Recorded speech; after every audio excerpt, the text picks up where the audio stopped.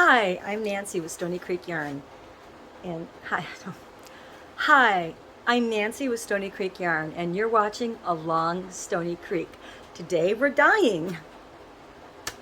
Not dying, but yarn dyeing. Yay! Hi, welcome to my Fibery podcast. Today I thought I would bring you into the studio while I created a new colorway. Now my dye studio is kind of messy, so it is what it is. It's what it is. When I develop a new colorway, they do it a couple of different ways. Sometimes I just kind of come in here and start adding dyes and see what happens.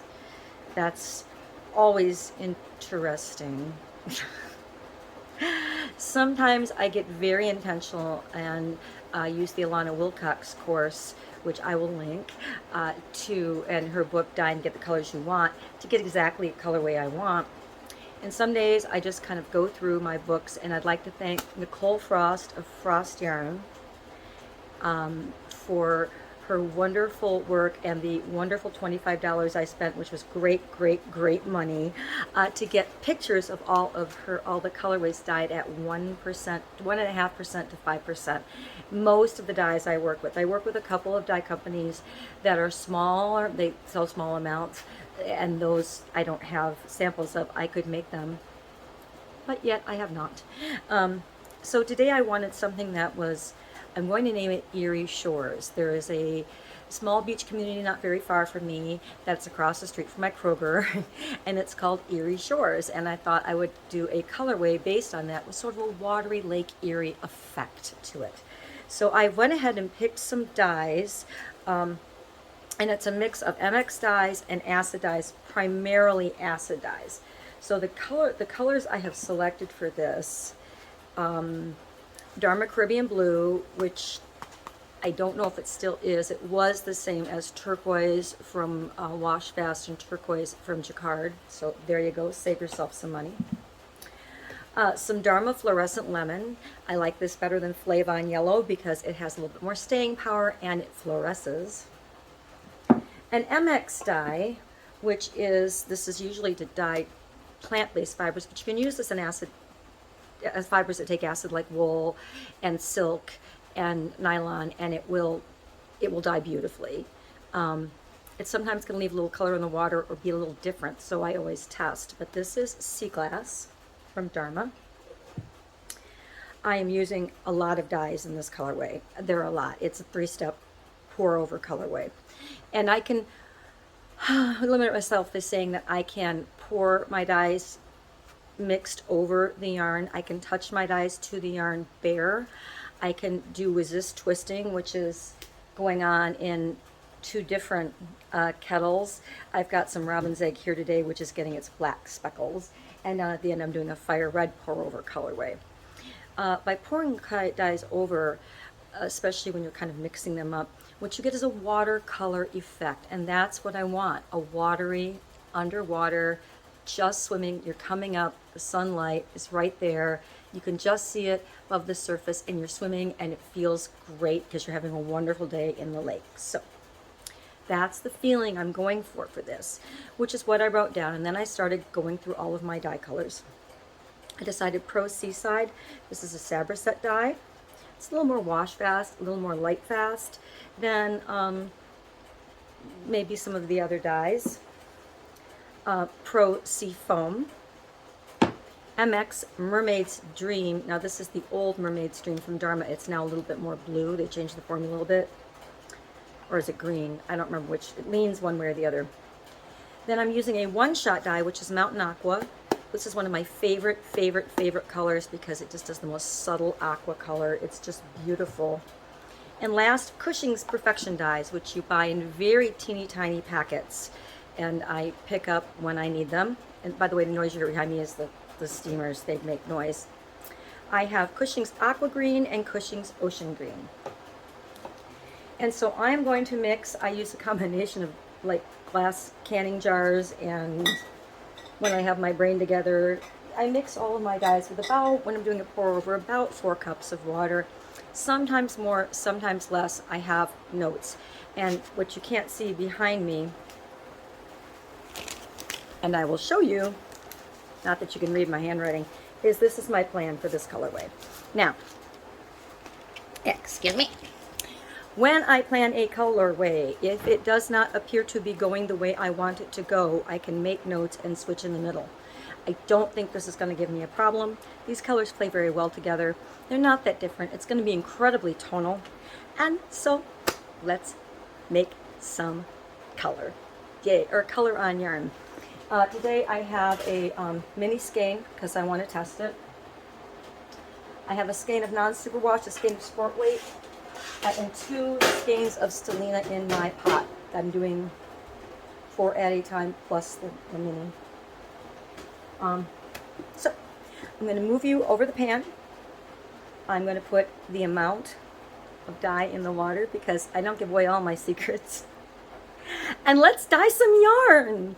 Yay! I'd also like to thank Rebecca from ChemKnits, Lofty Loops Yarn, Nicole Frost, and any other dyer that is out there putting "this is how I dye" on the internet, because it's really one of the things I want to make super clear, and I didn't before, and I will now. I could put this at the beginning, but it will make no sense. Is I always wear, oh dear, I have a bra stretch on.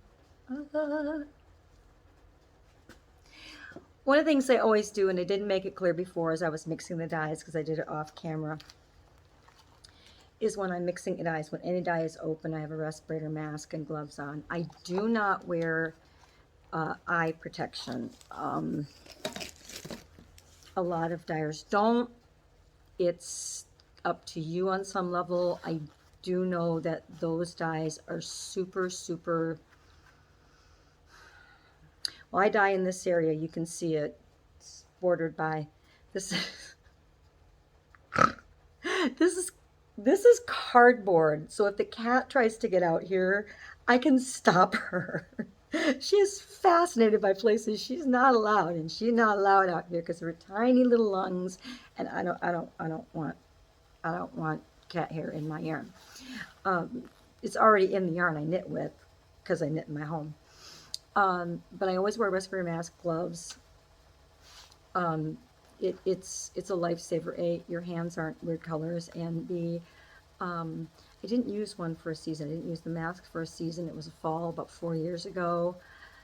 I got the worst pneumonia, and I understand that is anecdotal and one might not follow the other, but it scared me so bad.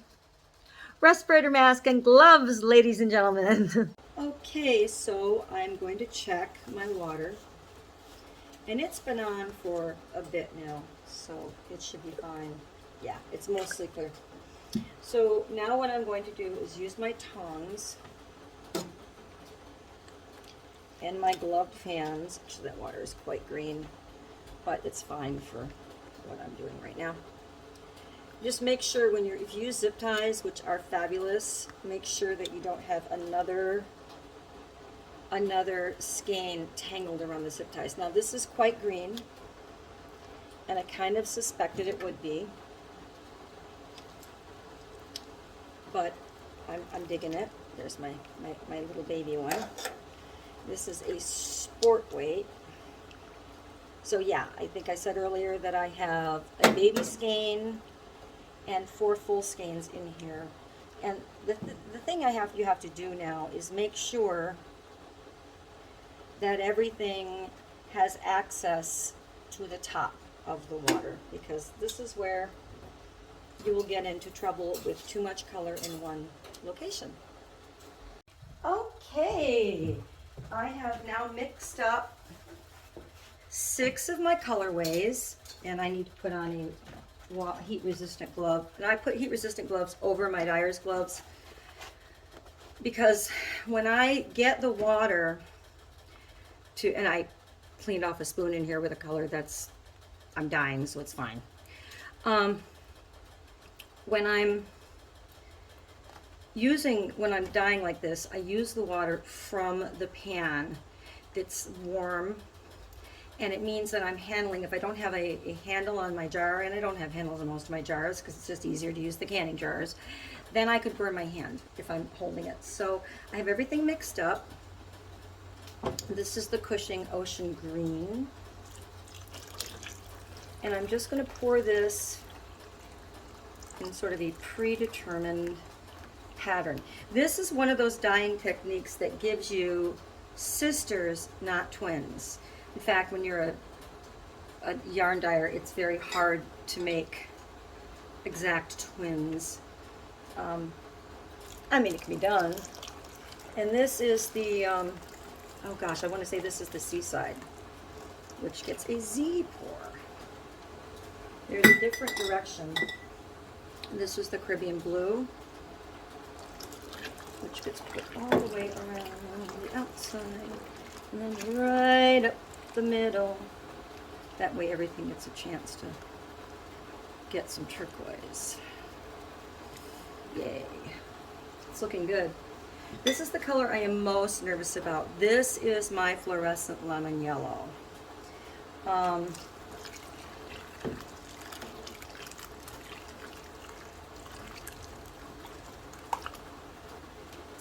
We shall see. I hope I didn't just make a horrible, horrible mistake. Now I wipe up, I use rags I bought. They're just t-shirt rags. You can get them on Amazon. I bought a ton of them. And I soak them when they're done to get color out and use that dye for something else. And I've managed to dye a few skeins like that. I always kind of keep it saved up in a jar.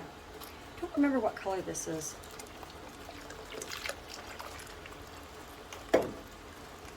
I'm going to say seafoam. That is a beautiful seafoam green. A couple areas that are light. And like I said, this is going to be a 3-step process today. We're going to do 3 total pours as the water clears. And this is my mountain, see, my mountain aqua. It's not too bright, it's not too loose, it's meant to be a little more, not too bright, it's not too dark, it's meant to be a little pastel-y. And oh my gosh, that is looking very green, isn't it? Grass green. I'm pretty sure that when I go through the next time, it's going to come back a lot more blue-green on the other side. We'll see.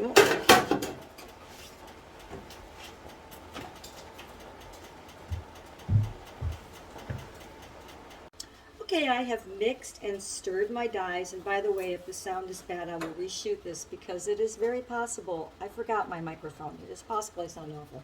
I'll find out later. My first dye in this batch is going to be MX Sea Glass, which is very green, but has a definite turquoise lean. And again, we are making sisters, not twins. Fraternal twins, perhaps. Maybe even a sister and brothers. This is my Caribbean Blue or my turquoise. And that was hot. I think I want my heat-proof glove on. Well, they're not heat-proof. I layer my gloves, though, and it makes them more heat-proof. They're not heat-proof. And you'll find that if you get them wet on the inside, oh my goodness, you will burn your hands. I guess one of the questions people ask sometimes is, can you dye with just like an N95 mask? Which I have a bunch out in the garage because, well, COVID. It's over. I have masks. I actually had masks when I went into COVID. I joked about it. Now it's stupid. I have masks, I'll be safe, ha ha ha, I COVID twice. Anyway, joke's on me. Anyway, and my last is more of the Mountain Aqua, this time twice as much as before. Gonna let it sit for another 40 minutes, and then I'll be back, because turquoise takes a while to clear. In fact, I will leave this, when I'm done with my last pass, I will leave this overnight. So far, so green.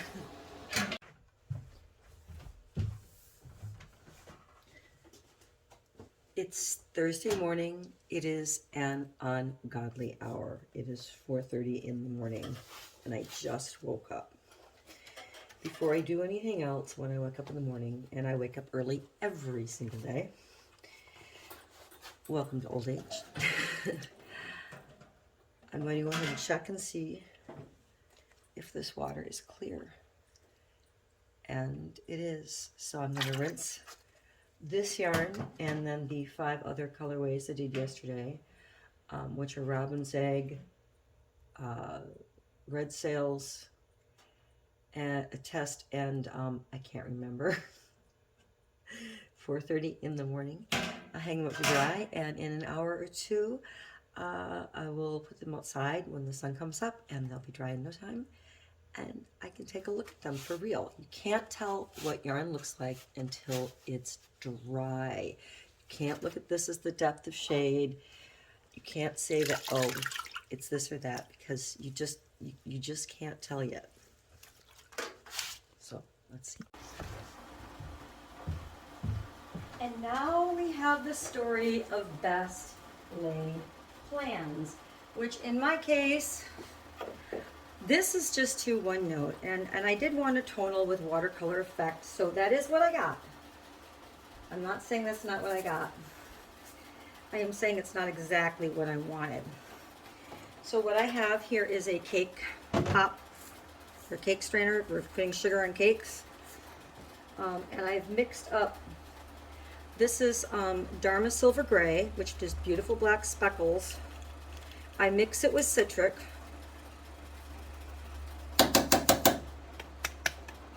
Helps if you do the right side. I mix it with citric, and then I just, I'm gonna knock it all over. When you mix it with citric and put it in these cake pop things, it's really obnoxious to listen to. I understand that. Some kid's gonna come out here, one of my offspring is gonna come out here and say, Mom, what's all that banging? I can hear it coming, I can see it coming. I can actually think I hear it coming. If I go away, that's why.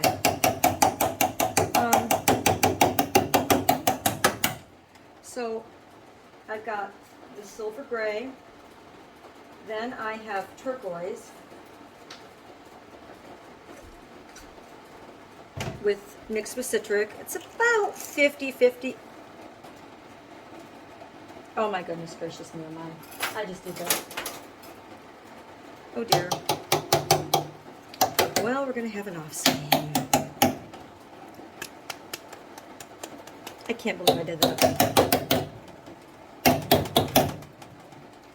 All right. Right in front of the camera too. Do this, Jones. Okay. So what I will do with this is just touch it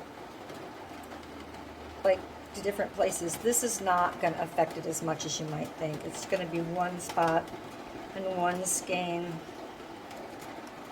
which it'll look more like a speckle than anything else. But how embarrassing to do that in front of people.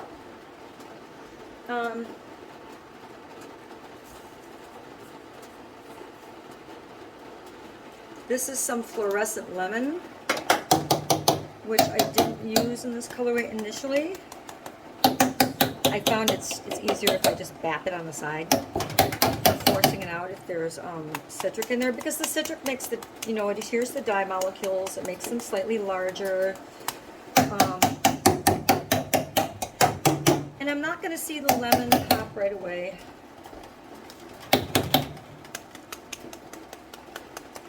It will be subtle, and it's just going to change the green a little bit. And then I will flip these and do the same thing on the other side. Boy, that got super. Now, if it gets super, which is what it's doing, this is Mermaid's Dream next, is it gets steamy. So, I'm going to work quickly so I don't have to get out another cake thing. True story, I went to a place in town at the beginning of COVID to buy a cake, one of these things. It's a baking store, I should say, in a town near me, but it was here. And I got yelled at for wearing a mask. I got yelled at by the store owner. So I have not been back, and I shouldn't have even purchased anything that day, because it's not that I wasn't wearing a mask and he was pissy about me not wearing a mask. Or, it's not that I was wearing a mask and he was pissy about me wearing a mask, although I was less than pleased. My couple of dear friends passed during COVID, from COVID. It was that you know, he was just so rude about it, and I was his customer. So, and then I shouldn't have purchased anything, but I needed it, and you know that thing where you get shy and you don't want to say anything? It's one of those. Anyway, so this is the first half. Excuse this blip roll. This will go as a one-of-a-kind skein. I will knit it myself. I will not subject customers to this mess right here. Probably one of a kind. I'm going to cover it and walk away. I'll flip it and do the other side later. And that is a wrap. I know because I did 2 pans of this yesterday, and the other pan I did is done and looks exactly like what I hoped for. So best laid plans sometimes happen. You can survive the best laid plans not happening.